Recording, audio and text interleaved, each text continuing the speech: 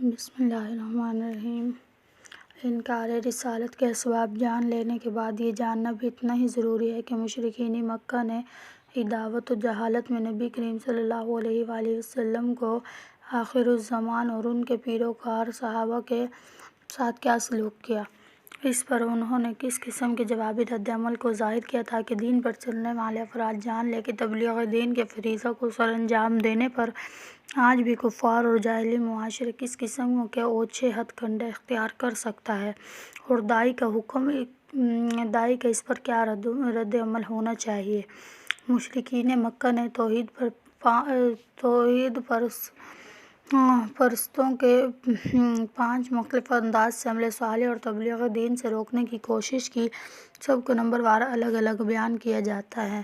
مختلف قسم کے آفرز۔ انہوں نے آپ صلی اللہ علیہ وسلم کو مختلف قسم کی آفرز کہیں۔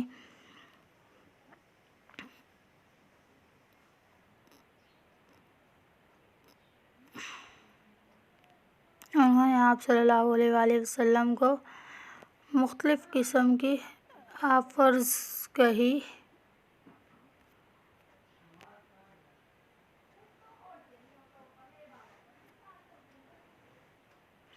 لیکن نبی کریم صلی اللہ علیہ وسلم رقم چاہتے ہیں تو انہیں مل جائے۔ جس طرح عام انسان دنیا میں شہرت اور مال و جاہ کے لیے مختلف دعوے کرتے ہیں، تو شاید ان کا خیال ہو کہ نبی کریم صلی اللہ علیہ وآلہ وسلم بھی عام انسانوں کی طرح دنیا میں شہرت، مال وغیرہ کے متلاشی تھے۔ حالانکہ انبیاء کرام ایسے دنیا دار نہیں ہوتے، وہ تو بے لوث ہو کر انسانوں کو رب کا پیغام پہنچاتے ہیں۔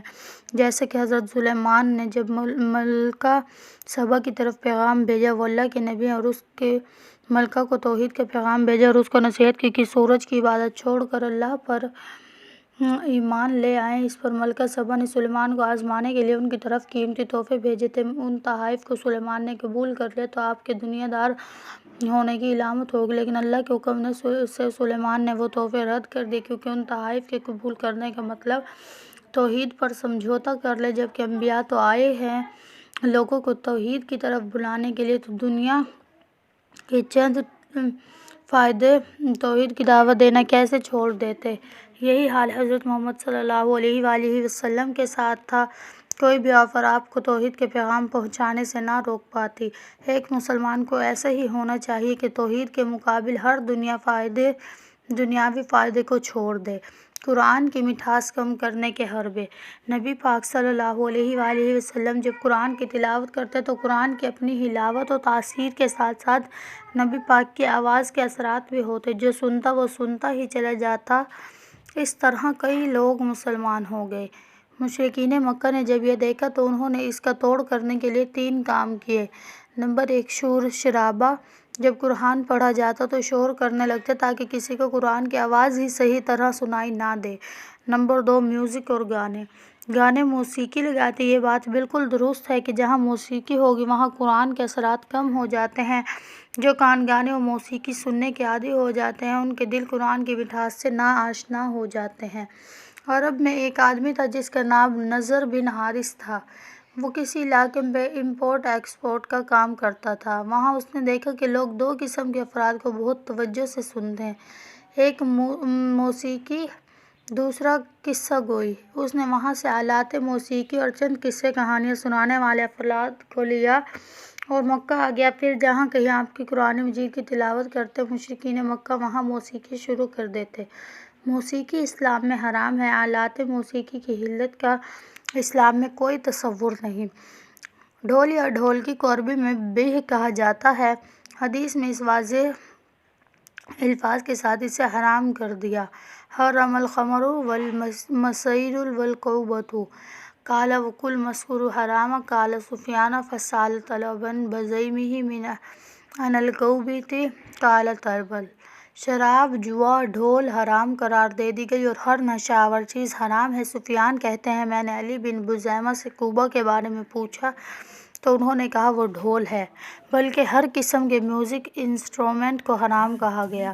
نبی کریم نے فرمایا میری امت میں ایسے برے لوگ پیدا ہو جائیں گے جو زناکاری، ریشم کا پہننا، شراب پینا اور گانے بجانے کو حلال بنا لیں گے۔ اس حدیث سے بالکل واضح ہو جاتا ہے کہ قیامت کے قریب ان حرام کردہ چیزوں کو حلال شروع ہو جائے گا، یعنی نبی کریم صلی اللہ علیہ وسلم نے اسے حرام ہی کہا گیا۔ آج کل بھی کئی ایک نام نہاد اسکالر کہتے نظر آتے ہیں کہ دور نبی میں جس موسیقی کو حرام کر دیا گیا تھا وہ اور تھی۔ آج کل کی موسیقی تو روح کی غذا ہے، نعوذ باللہ، بلکہ بعض تو یہاں تک کہتے پائے جاتے ہیں، نعوذ باللہ، حضرت داؤد جو نہایت خوبصورت آواز میں زبور پڑھا کرتے تھے وہ بھی موسیقی ہی تھی، استغفر اللہ۔ ان سے کوئی سوال کرے موسیقی اگر روح کی غذا ہے تو جب انسان کی روح نکل رہی ہوتی ہے اس وقت اس کے قریب گانے کیوں نہیں لگاتے، کلمہ کیوں یاد آتا ہے؟ اس لیے کہ موسیقی روح کی غذا نہیں، سزا ہے۔ قرآن مجید روح کی اصل غذا ہے۔ ارشاد باری تعالیٰ ہے، جان لو کہ اللہ کے ذکر میں دلوں کا اطمینان ہے، اور قرآن مجید کو ذکر کہا جاتا ہے۔ دوسری بات یہ ہے کہ حضرت داؤد خوبصورت آواز میں زبور کو پڑھا کرتے تھے، لیکن کسی میوزیکل انسٹرومنٹ کے بغیر پڑھتے تھے۔ ان کے خوبصورت آواز میں زبور پڑھنے سے تو یہ ثابت ہوتا ہے کہ وہ اپنی الہامی کتاب کی تلاوت کرتے تھے۔ ہمیں اپنی کتاب قرآن مجید کو خوبصورت آواز میں پڑھنا چاہیے، اس سے موسیقی کہاں ثابت ہوئی؟ بات اصل میں وہی ہے کہ موسیقی حرام ہے، اور حدیث کے مطابق بعض افراد قیامت کے قریب اسے حلال بنانے کی کوشش کریں گے۔ قرآن مجید روح کی غذا ہے اور موسیقی روح کی سزا ہے۔ اللہ پاک ہم سب کو موسیقی گانے بجانے دور کرے اور خوبصورت آواز میں قرآن پاک پڑھنے کی توفیق عطا فرمائے۔ قرآن مجید میں چونکہ بہت قصے بیان ہوئے ہیں، جیسے کہ حضرت موسیٰ اور فرعون کے واقعات، غار والے نوجوانوں کے واقعات، آگ کے خندق میں ڈالے جانے کا واقعہ، ڈیم بنانے والی قوم کا واقعہ، اسی طرح اور بے شمار واقعات ہیں۔ مشرکین مکہ نے شاید یہ سمجھا کہ حضرت محمد صلی اللہ علیہ وآلہ وسلم یہ واقعات سناتے ہیں، اس لیے لوگ آپ کی باتیں سننے لگ جاتے ہیں اور بعد میں بت پرستی چھوڑ دیتے ہیں۔ انہوں نے بھی مختلف قصے سنانے شروع کر دیے، لیکن ان کا یہ حربہ بھی ناکام رہا، کیونکہ قرآن کے قصے ہی نہیں بیان کرتے بلکہ ان قصوں میں انسان کے لیے جو عبرت و نصیحت ہے آپ وہ بھی بیان کرتے۔ ویسے بھی قرآن کا اسلوب ایسا پیارا ہے کہ جسے نہ بھی سمجھ ہو وہ سنتا چلا جاتا ہے، جیسے کہ کل بھی قرآن مجید کا مطلب نہیں جانتے مگر پھر بھی بڑے شوق سے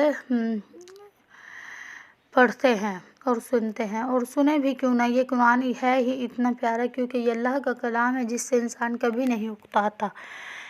ظلم و ستم انسان کی عادات میں سے ہے کہ جب وہ کسی سے نفرت کرے تو اپنا غصہ نکالنے کے لیے ہاتھا پائی کرنے لگ جاتا ہے۔ ایسے ہی مشرکین مکہ نے بھی کہا، جب انہوں نے یہ دیکھا کہ مسلمان بڑھتے ہی جا رہے ہیں تو انہوں نے ان پر ظلم و ستم کرنا شروع کر دیا، ایسے ظلم کیے کہ انسان کے تصور سے ہی کانپ جاتے ہیں۔ چند مظالم، آپ کا نام بگاڑا گیا، طعن و تشنیع کی گئی، سجدے کی حالت میں گندگی پھینکی گئی آپ پر۔ بیٹے کے انتقال پر ابتر کہا گیا۔ ابتر کہتے ہیں کہ جس کی نسل نہ ہو، مطلب آپ صلی اللہ علیہ وسلم کے جب بیٹے کی وفات ہوئی تو ان کی نسل ختم ہو گئی۔ ہاں، صرف صاحبزادیاں ضرور تھی لیکن بیٹا نہیں، نسل تو بیٹے سے ہے، تو اس لیے ان کو ابتر کہنے شروع کر دیا گیا۔ چہرے پر پتھر مارے گئے، کعبے میں نماز سے روکا گیا، آپ کے صحابہ کو مارا پیٹا گیا۔ عثمان کے چچا انہیں کھجور کی چٹائی میں لپیٹ کر نیچے سے دھواں دیتے۔ مصعب بن عمیر کی والدہ نے انہیں گھر سے ہی نکال دیا۔ بلال کو گلے میں رسی ڈال کر مکہ کے پہاڑوں میں گھسیٹا گیا، ڈنڈے مارے گئے، بھوکا پیاسا رکھا گیا، گرم زمین پر لٹا کر سینے پر پتھر رکھے گئے، حتیٰ کہ بعض صحابہ کرام کو تو شہید ہی کر دیا گیا۔ اسلام کی سب سے پہلی شہید خاتون حضرت سمیہ ہیں، جنہوں نے اسلام نہ چھوڑنے پر شہید ہونے کا مرتبہ پایا۔ ان کی ایک ٹانگ پر رسی باندھ کر ایک اونٹ کے ساتھ اور دوسری ٹانگ پر رسی باندھ کر دوسرے اونٹ کے ساتھ باندھ دیا گیا تھا۔ اونٹوں کو مخالف سمت میں بھگایا، ٹانگ ٹوٹ گئی اور نیز آپ کو شہید کر دیا گیا۔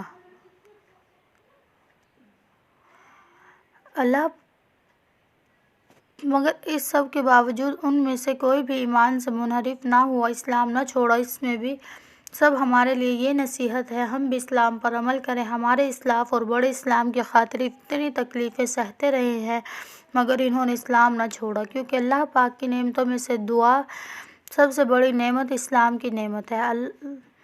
اللہ پاک سے دعا ہے کہ ہمیں اسلام پر زندہ رکھے اور ایمان کی حالت میں موت دے، آمین۔ اس سب کے باوجود جب لوگ اسلام کو نہ چھوڑ رہے تھے تو سب مشرکین مکہ نے مل کر آپ اور آپ کے صحابہ کا سوشل بائیکاٹ کر دیا، معاشرتی بائیکاٹ کر دیا۔ یہ بائیکاٹ 3 سال تک جاری رہا، اس کا قصہ الگ سے بیان ہے۔ آخر مکہ سے نکال دیا، ایسے حالات پیدا کر دیے ابتدا میں صحابہ کو حبشہ کی طرف، پھر حطہ کی طرف۔ 13 برس بعد آپ کو ہی مکہ چھوڑ کر مدینہ کی طرف ہجرت کرنا پڑی۔ پھر حبشہ اور ہجرت مدینہ کا تذکرہ بھی ان کی اہمیت کے پیش نظر الگ سے آئے گا۔ ہجرت حبشہ کے دلچسپ واقعات: اعلان نبوت کے 5ویں سال جب تک مشرکین کی تکالیف حد سے بڑھ گئی تو آپ صلی اللہ علیہ وسلم کی اجازت سے رجب کے مہینے میں 12 مرد اور 4 عورتوں پر مشتمل ایک چھوٹے سے قافلے نے حبشے کی طرف ہجرت کی، جس کے امیر سفر حضرت عثمان رضی اللہ تعالیٰ عنہ تھے۔ انہوں نے رسول کی بیٹی رقیہ جو عثمان کی بیوی تھی وہ بھی شامل تھی۔ بہت بڑا جھوٹ: جیسا کہ پہلے بتایا جا چکا ہے کہ نبی کریم صلی اللہ علیہ وآلہ وسلم کی عادت تھی کہ حرم میں قرآن مجید کی تلاوت کیا کرتے تھے۔ قریش اس وقت شور کرتے تاکہ لوگ قرآن نہ سنیں۔ اسی سال رمضان میں نبی کریم صلی اللہ علیہ وسلم حرم میں تلاوت کر رہے تھے، اتفاقاً وہاں بہت سے سرداران کفار بھی موجود تھے۔ اب سورہ نجم کی تلاوت کر رہے تھے، خوبصورت کلام، خوبصورت آواز، پڑھنے والے بھی وہ کہ جس پر قرآن نازل ہوا۔ اس درد سے پڑھا کہ جب آیت سجدہ آئی تو آپ نے سجدہ کیا ہی مگر ساتھ ساتھ جو سن رہے تھے انہوں نے بھی بے اختیاری میں سجدہ کر لیا۔ پس پھر کیا؟ ہر طرف مشہور ہو گیا کہ بڑے بڑے سرداروں نے محمد کے رب کو سجدہ کر لیا، یعنی وہ مسلمان ہو گئے۔ یہ خبر پھیلتی پھیلتی حبشہ میں چلی گئی، وہ لوگ وہاں سے واپس آ گئے۔ ابھی مکہ میں داخل نہ ہوا کہ انہیں معلوم ہوا کہ یہ خبر جھوٹی ہے۔ ہوا یہ کہ جب کفار کے سجدہ کی خبر مشہور ہوئی تو وہ بڑے پریشان ہوئے کہ جب لوگوں کو وہ کہتے تھے کہ قرآن نہ سنو، قرآن سننے کے سبب انہوں نے خود بے اختیاری میں سجدہ کر لیا۔ اس بات کا حل انہوں نے یہ نکالا کہ نبی کریم جھوٹ بول رہے ہیں، نعوذ باللہ۔ سورہ نجم کی تلاوت کے دوران آپ نے کفار کے دیوی دیوتاؤں، بتوں کی اہمیت کو مان لیا ہے۔ کہنے لگے، آپ نے تلاوت کے دوران جب یہ کہا یہ بلند پایہ دیویاں ہیں اور ان کی شفاعت کی امید کی جاتی ہے، کہ اتنا بڑا جھوٹ تھا جس کی کوئی حد نہیں۔ وہ کلام جو ان بتوں کی مذمت میں آیا تھا، میں ایسے لفظ کیوں کر ہو سکتے ہیں؟ یہ صریح جھوٹ بول کر انہوں نے ماتحتوں کو مطمئن کیا۔ حبشہ سے واپس آنے والے مسلمانوں کو جب حقیقت کا علم ہوا تو وہ پھر سے واپس پلٹ گئے اور کچھ مکہ میں آ گئے۔ مگر مشرکین مکہ کا ظلم تھا کہ بڑھتا ہی جا رہا تھا، حتیٰ کہ اگلے سال پھر 100 کے قریب افراد، جن میں 82 مرد اور 18 عورتیں تھیں، دوبارہ حبشہ کی طرف ہجرت کر گئی۔ مشرکین مکہ اس بات پر بھی راضی نہ ہوئے کہ توحید پرست ان کے علاقے سے چلے گئے ہیں۔ وہ حبشہ تک ان کے پیچھے گئے اور وہاں کے عیسائی بادشاہ سے کہا کہ ہمارے کچھ افراد آپ کے ملک میں بھاگ کر آئے ہیں، انہیں واپس کیا جائے۔ ان کے بادشاہ نے درباریوں کو رشوت دے کر اپنے ساتھ میں لایا تھا۔ درباری بھی ان کی حمایت کرنے لگا۔ بادشاہ کا نام اصحمہ تھا، اسے نجاشی کہا جاتا تھا۔ مہاجرین سے ہجرت کا سبب پوچھا تو حضرت جعفر طیار رضی اللہ تعالیٰ عنہ نے کہا، اے بادشاہ، ہم جاہلیت میں تھے، بتوں کو پوجتے، تعلق توڑتے، ہمسائیوں سے بد سلوکی کرتے، کمزور پر ظلم کرتے تھے۔ اللہ پاک نے ہمیں ایک نبی بھیجے جنہوں نے ایک اللہ کی طرف بلایا اور ان باتوں سے روکا۔ ہم نے ان کی بات مانی اور ان لوگوں کی بات نہ مانی۔ ان ظلم کی وجہ سے آپ کے علاقے میں آئے ہیں۔ مشرکین مکہ بڑے پریشان اور کہنے لگے، اے بادشاہ، ان سے پوچھیں عیسیٰ کے بارے میں ان کا کیا نظریہ ہے۔ بادشاہ چونکہ عیسائی تھا، اس وقت عام عیسائیوں کا عقیدہ تھا، نعوذ باللہ، کہ حضرت عیسیٰ اللہ کے بیٹے ہیں۔ استغفار۔ انہیں یہ غلطی اس لیے لگی کہ عیسیٰ بن باپ کے پیدا ہوئے تھے، جب اسلام کہتا ہے کہ عیسیٰ اللہ کے بندے اور رسول ہیں۔ اللہ پاک کا کوئی بیٹا نہیں، بن باپ کے پیدا ہونے سے کوئی اگر اللہ کا بیٹا بن جاتا تو آدم تو بن باپ ہی نہیں بن ماں بھی تھے، تو ان کے بارے میں یہ کیوں نہیں کہتے وہ اللہ کے بیٹے ہیں؟ دراصل یہ لوگ گمراہی کا شکار ہیں۔ انہوں نے کبھی سوچا ہی نہیں کہ وہ اللہ پاک ہے جو کسی چیز کا محتاج نہیں، جبکہ عیسیٰ ان کی والدہ محترمہ مریم کھانا کھاتی تھی۔ کھانا وہ کھاتا ہے جو بھوک لگے، یعنی بھوک مٹانے کے لیے۔ جو کھانا کھائے اسے کھانے کی احتیاج ہے، جبکہ اللہ کھانے سے پاک ہے اور نہ ہی اس کو کھانے کی احتیاج ہے۔